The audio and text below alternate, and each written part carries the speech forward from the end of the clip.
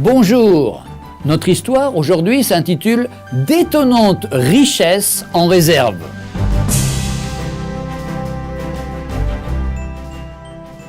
À leur fils qui partait pour une université lointaine, ses parents firent don d'une Bible, en spécifiant qu'elle lui serait d'un grand secours. Au bout de quelque temps, le jeune homme commença à écrire pour demander de l'argent. Pour toute réponse, ses parents lui conseillèrent de lire la Bible, en particulier tel chapitre, tel verset. Il faut dire que pour que le lecteur retrouve mieux les passages des livres qui la composent, la Bible a été divisée en chapitres, et ceci en versets. Voici il y a plusieurs siècles par Robert Estienne, l'imprimeur du roi François Ier. Le jeune homme répondit à ses parents qu'il lisait la Bible, mais qu'il n'en avait pas moins besoin d'argent. Les parents réitérèrent leurs conseils. L'étudiant renouvela ses demandes. Quand il vint à la maison pour de courtes vacances semestrielles, ses parents lui firent des reproches. En effet, il savait bien que la Bible qu'ils lui avaient offerte n'avait pas été ouverte le moins du monde, car ils avaient glissé des billets de banque entre les pages qu'ils avaient indiquées dans leurs lettres. Les exemplaires de la Bible que l'on peut se procurer dans les librairies ne comportent pas de billets ou de chèques en blanc insérés dans les pages. Mais au risque de vous étonner, je dirais même qu'ils contiennent des richesses infiniment plus précieuses. Un bon nombre de personnes qui la possèdent ne l'ont jamais lue. Elles l'ont achetée en pensant qu'un tel volume ferait bien dans leur bibliothèque, ou bien en pensant qu'elles le liraient plus tard. Ou bien encore, elles l'ont reçu en cadeau, ne lui attribuant guère de valeur, à moins qu'elle ne soit un exemplaire de bibliophilie, de surplus, numéroté. Laisser une Bible sur une étagère ou dans une bibliothèque, c'est perdre la magnifique occasion de découvrir le secret du bonheur et la vraie source de la vie.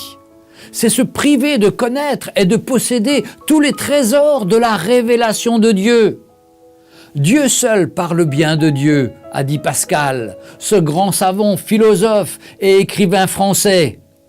Lisez la Bible et commencez sa lecture par les évangiles que vous trouverez au début du Nouveau Testament.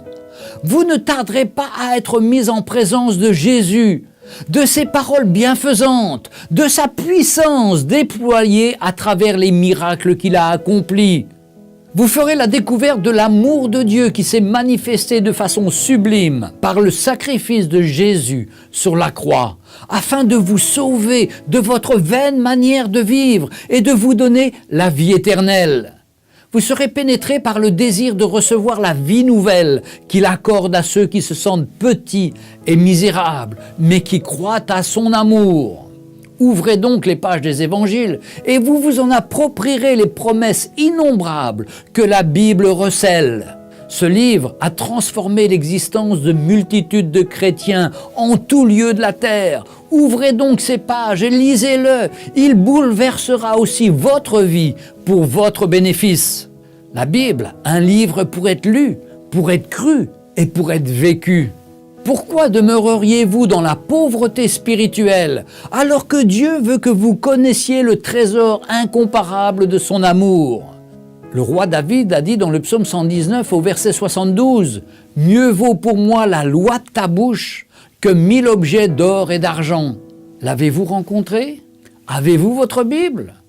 Je vous encourage à la lire. Vous allez découvrir le Seigneur et recevoir la vie. Ça transforme nos vies. Il vient pour nous changer, pour nous transformer. C'est le livre le plus extraordinaire qui soit. Bonne lecture à chacun. Retrouvez Un jour une histoire sur www.365histoire.com.